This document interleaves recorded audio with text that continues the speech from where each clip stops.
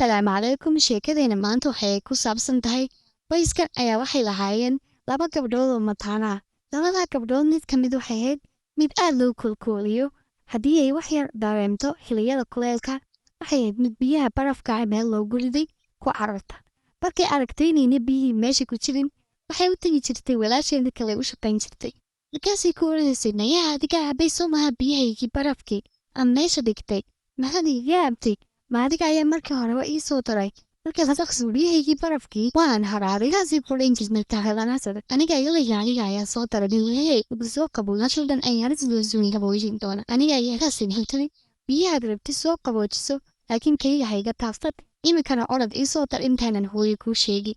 nanna waxay ahayd mid ka soo dhaamisa eelka oo biyo fara badan ku dhuurta meesha oo hadhow toolana soo qaata xaafadana keenta aadna welala dhibaatoon jirtay waayo hooyadeed yada ay diri jirtay ku odhan jirtay orod biyaha soo dhaami gabadha kale lama taantana olka ayaa lagu keeni jiray waxay qabanatiina ma jirto marka dambayse ay ogaan koobkii dhulka ugu dhufatay markii dambena weyska u iisay islaantii cararas ayaa timiday markaasay ku tiri hooyo gabadhani inay ii shaqayso ma rabto waanad khasabtahay hooyo maxaad khasabtaa markaasay ku tiri taynimayadaaba ikhtiyaar leh nayahe gabadha ma waxaad rabtaa inay adeeraha ku midoobaato markaasay ku tiri hooyo waan u soo daray halkanna waan ugu keenay yadaana jebisay koobka anigu maaan jebin markaasay ku tiri hooyo ma waxaasaad rumaysanaysa anigu hadday ii shaqayso maaan diidi laa yada ogaan koobka dhulka ugu dhufatay sidaana wax dambe ugu dirsan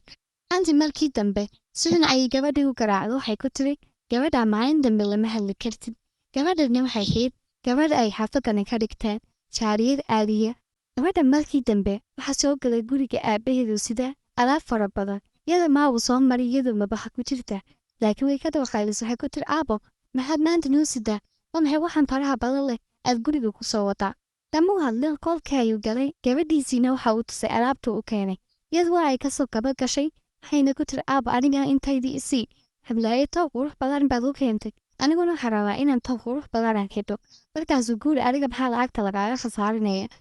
waanahay malacagtayda ayaa khasaaro ku bixinaya markaasay ku tiri aabo maaniga ayaa doortay ilaahay baa ii dooray in amta noqde aniguna walaashay maanad la midhayn markaasay ku tiri naaba wuu kuu sheegay lacag uma khasaarinaya noocaagan oo kale orod meeshan ka bax oo noo soo qabo cuntadaan kuu dirsanay gabadhiina iyada ooyeysa ayaa qolkiis kala soo baxday qadadii loo dirayna waxay bilowday in ay diyaariso ay xaafadii siiso markay intaa dhammaysay ayaa markii dambe waxaa soo galay tuug kule isdiiba xaafadiinan haddii kale dhammaantiinba kurka ayaa ingoon gabadhii ayaa iska dhigtay miskiin waxayna ku tiri maxaad rabtaa oo aad gurigan kaa siiya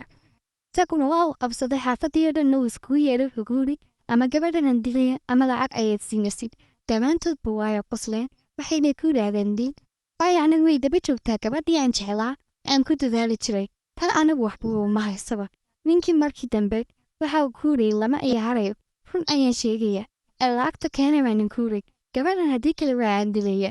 sida ma iyaaraya lacagta keenay ayuu ku yidhi markii dambe odaygu ku yidhi iska baxyadana qaado aniga ayaa ku siiyey ninkii tuugayna waa uu ku hor tuuray xaafadii gabadheedii markii dambena meesha wuu ka cararay sidaan askarta loogu sheegin yadii ayay qabsadeenay ku yidhaahdeen aniga ayaa albaabka ka furay oo tuugara noo soo geliyey siduu noo dhaawaco markaasay ku tiri maya waxaan u malaynayaa inuu soo galay un anigoo mabaha fiiqaya qofna anigu ma aan soo gelin laakiin lama rumaysan xaafadii oo dhanna waa ay ku qayliyeen waxay ku yidhaahdeen adiga ayaa soo geliyey markii dambe hooyadeed banaanka ayay u soo tuurto waxay ku tiri orod meeshaad rabtid tag aniga wada dhibtiwaanadii kaleeday gabadhii markii dambe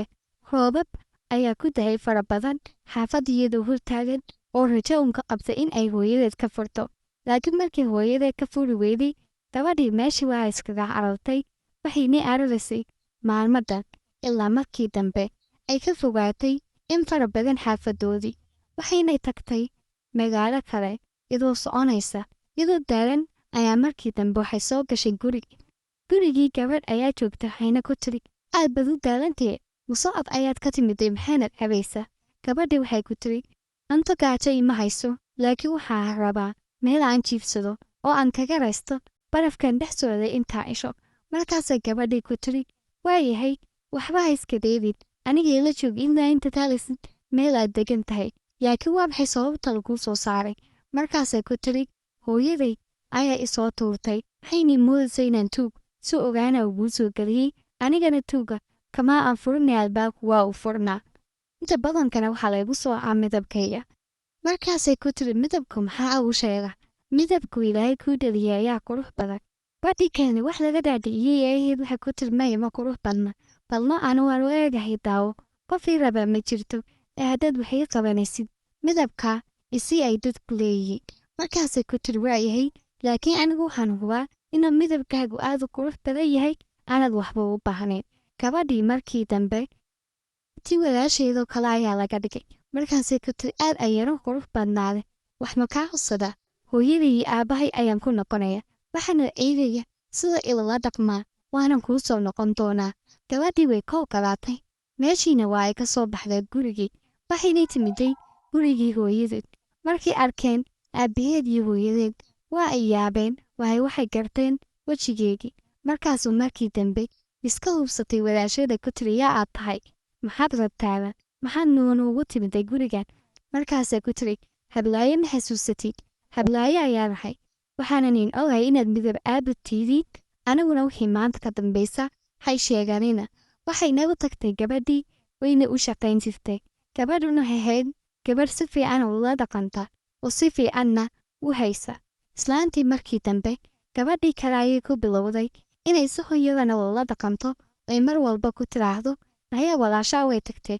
maaniga ayaa kuu shaqeeya, intaasoo sano ayay shaqaynaysa meesha ka kac. Markay ku tiraahdo way midabka ayay iga bedelmayso odigii areeda iga ilaalin jireen. Waxay ku oranaysay walaashaaba waa tay imika midab fiican yeelatay, ee orod adiguna markay shaqaysid midab fiican ayaad yeelan doontaa. Badhiina waxay garatay wax walbay walaashay samayn jirtay inay ahayd waxyaaba dhib fara badan, laakiin ay u samri jirtay, iyaduna ay si ogaana ay ugu dhaleeli jirtay. Hooyadeedna waxay noqotay gabadhii si xun u gasha oo ku tiraahda ma walaasha ayaad ka qurux badan tahay, tii kale ayaa kaa qurux badnaatay. Xitaa waxay noqotay mid aan waqti u helin inay wax yar marsato ama ay isagaajiso. Markaasay oran jirtay walaashay waxay ku nooleed waxyaabahan oo kale ayaa aan ku haynay, laakiin waa inaan iyada u tagaa oo aan ku idhaahdaa isoo saamax. Imika inay yeesho lagama yaabo. Gabadhii markii dambe maalintii dambe waxay go'aansatay in ay u tagto walaasheed oo ay ku tiraahdo isaamax, wayna soo raadisay. Markii dambe soo heshay waxa ay ku tiri waxaan kaa codsanayaa, waxayna ku tiri siday hooyaday kuula dhaqmi jirtay imika ayay lala dhaqantaa, markaad iga qurux badnaatay ee adiguna isaamax, waxaanan kaa codsanayaa in aad isaamaxdid. sidoo doonaha lagula dhaqmi bay ku tiri albaabkan iga bax, adigii hooyaba ima rabo. Markaasay ku tiri may isaamax,